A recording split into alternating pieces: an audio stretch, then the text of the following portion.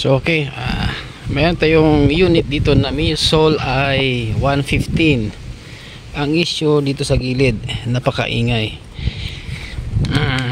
Pa yung lining, naka-regroove yung bell na pang daily. So may ano pa rin, parang yung nag-i-slide yung lining. Tapos walang persa kung every time na magte-take off. Parang talagang walang persa, kaya minsan kailangan niyang sipain yung sipain yung motor para makatakbo lang ng paunti. So ngayon testing natin, papaandarin natin.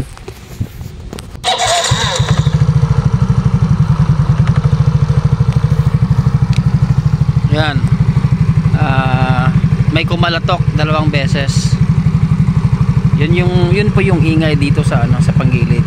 So far yung pulley maganda pa, yung belt bago, yung bola bago, yung slider bago, yung back plate walang issue, yung bell naka-regroup for daily, yung lining makapal, center spring maganda, clutch spring maganda. Check natin mamaya mga sir ha.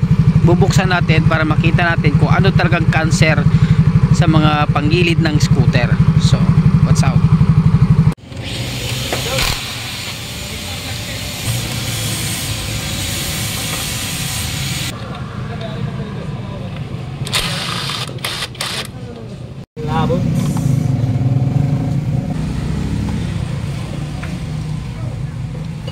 Kahit lang dyan yung ipon bro. Vapor lang yung spline mo ng Philip.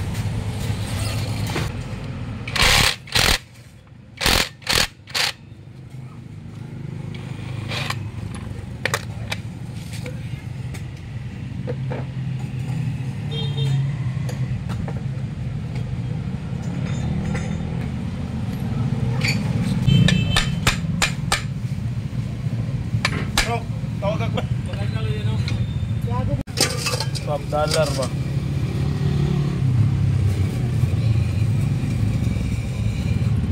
Sipiti, Mar. Bre, pakita bro bre. Sakit daw. Ipokus ito eh. Klaro na. Ganun na. Wala. Nagyo naman eh. Papikas daw ang ban. Hindi niya isa. Ano yun naman? Ano yun? Oo para makita nila. Uy, mo din ay gubad eh. Eh!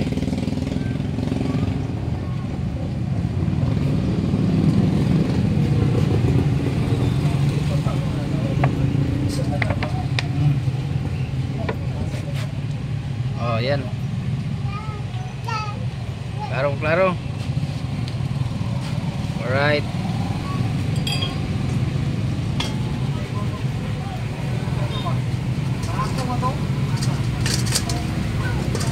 Grabe pa rin basaha, marag pila naman nagatuig eh. Nagsibiti ko to na agi, nakita cleaning ko tanan last week. Pero kana wala na ako gabiran kay wala ako tools lagi. Gipangiram ba wala ka uli.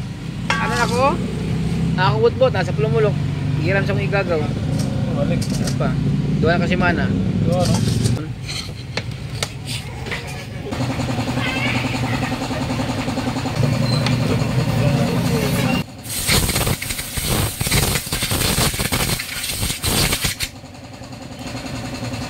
Wala tama na bro.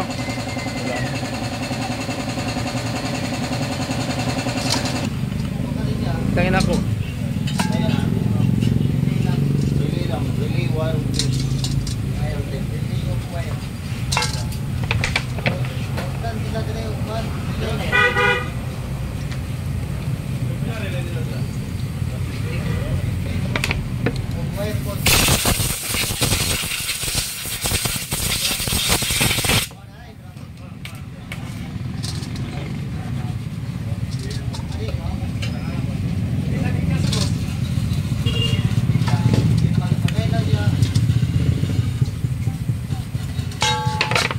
Kinis ang lining ba? Basta orik, di mo edis. Dili wala mo gina-upgrade ko bro. Basta stock lang kita nan. Stock tapos kuan lang yun. Improve lang. Bako naman na group ni. Last month man. Tingnan mo kay Lolo eh. Wala gina ko gipalaluman para Ay, ano, ikaw na.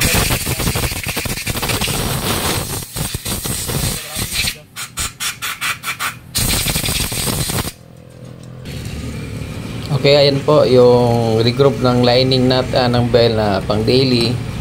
Ito po 1000 center spring ng sun. Tapos ito po yung takip ay konting gasgas. Tapos mga sir, ito po yung clutch lining, medyo makapal pa. Yan, original. Tapos yung may linya na dyan, sinubukan lang po namin na lagyan para sakaling kumapit pa. Pero makapit naman. So ito yung torque drive assembly niya, yung stem. Okay pa. Walang problema. So ang diferensya lang talaga is ito. Yan, yung female torque drive. Yung may parang kanal na, sobrang lalim. Kaya nga nag-i-slide, hindi maka-take off ng maayos.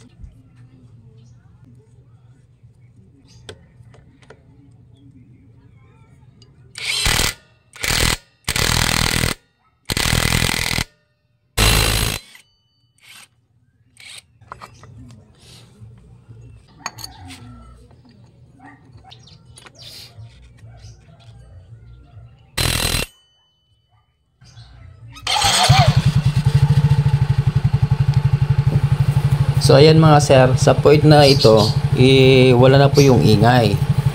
Kasi binila na natin ng torque drive assembly. yung original, medyo madugo rin sa bulsa.